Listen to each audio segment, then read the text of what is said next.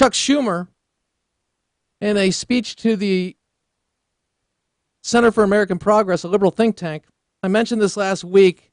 He's talking about the Tea Party and appealing to the Tea Party. Now, he makes a number of assumptions here, but listen to how he believes he's going to handle the Tea Party and actually poison, some people have said, the Tea Party, take away its power. Now, they've tried everything else. They said it wasn't a grassroots movement, but that's interesting because if it's not a grassroots movement and it's headed by it's AstroTurf, then why is it that establishment has a problem with them?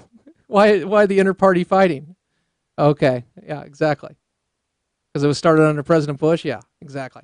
And it was started by people I know in my region in the Midwest. I saw people who became part of this and were a part of it. And it wasn't some AstroTurf, but they've tried to discount it. So they tried to discount it, couldn't do it there. Then they call it racist. Then they say it's out of control because, gee, how could they ever demand that we stop spending money? We're only $17 trillion in the hole, and we've got programs that give out $120,000 more than they take in, and we want to sustain this. And the only way to do that is going to be inevitably higher taxation for the next generation, which means intergenerational theft. Yeah, and we want a government that follows the law and doesn't overstep, and that means living within its constitutional parameters, but they're just a bunch of whack jobs, remember. They've tried everything. So Chuck Schumer has a remedy, though. He understands the Tea Party. Here's Chuck Schumer last week. Roll it. The fundamental weakness in the Tea Party machine is the stark difference between what the leaders of the Tea Party elite, plutocrats like the Koch brothers, want and what the average grassroots Tea Party follower wants. To the plutocrats and their allies, government is indeed the enemy.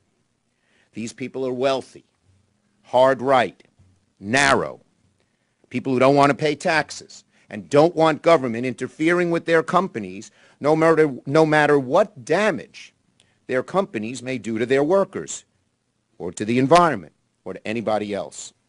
These are the people who say, I created my business all by myself. How dare your government tell me what to do with it? I made my money all by myself. How dare your government try to take it away in taxes? To them, government is truly the enemy. Take government away, there'll be lower taxes, less regulation, and they, though certainly not America. Interesting. So, rule by the wealthy, the plutocracy. Tim Carney does a great job there. I just want to address a couple things.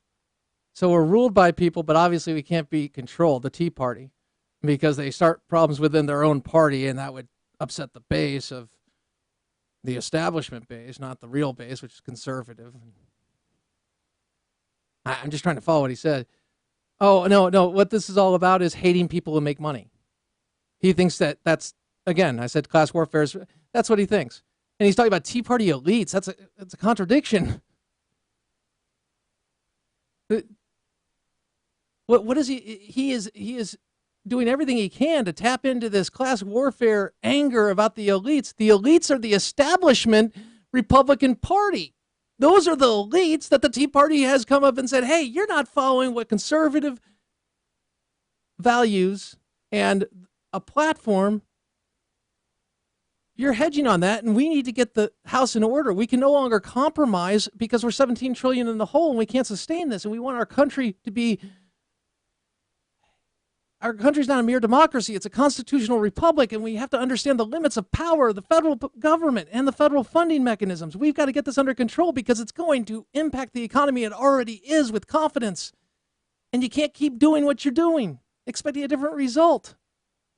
Yet Schumer's, it's Koch brothers. They make money, and they're against you, the American worker. Well, look, I look at the top 10%, top 1%, top 20%, whatever it is. I look at them and I say, wow, they're producing. They must be doing something right in some place. Now, I don't know where they are morally. I don't know where they are with Christ. I pray. Hey, I always pray that people come to Christ. Absolutely. Bottom line, I look at them and I don't try to demonize them for merely producing more and being successful. And that's exactly what he's trying to tap into, thinking, hey, I'll just tap into you because you'll resent those people making money.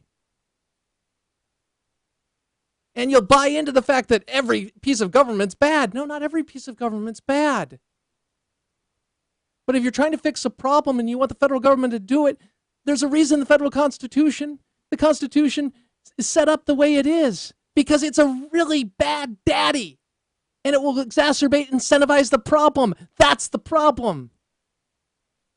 One aspect of it. Schumer continued. Roll it. Now, I'm not saying they didn't build it. I'm saying they were able to build it because the society in which they operated was designed to foster such an entrepreneurial spirit, and that fact is lost on the Tea Party elites. Over the years, they built a powerful and successful message machine that amplified and sold this anti-government theory to their followers and to many other Americans. The Rush Limbaughs, the Fox Newses agree with the plutocrats and spread their propaganda to the masses. Their message machine spends virtually all its time not in delivering objective news, but in tearing down government. They spend countless hours, you've heard them, magnifying the smallest of government foibles. They spend virtually no time recounting any government successes. They blame the failures of society on government, often with convoluted but convincing logic.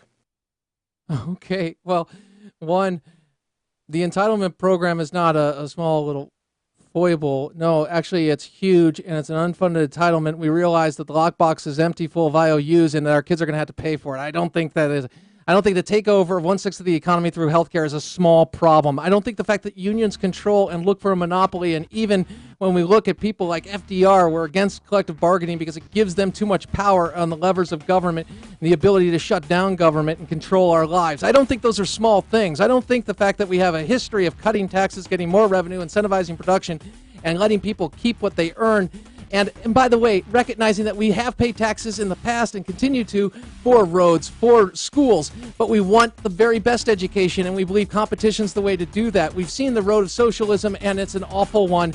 And when we see the toll it takes on a society, it kills the American dream. It kills people being able to use their God-given talents to the very best of their ability. And it's about your taking the state coming in and pushing out God, and that means pushing out freedom. Crane Durham's Nothing But Truth. Go to the Facebook page, check it out, AFR Talk. Live with honor in your life, compassion in your heart, and always keep the faith in Jesus Christ. Thanks so much for being with us, AFR Talk.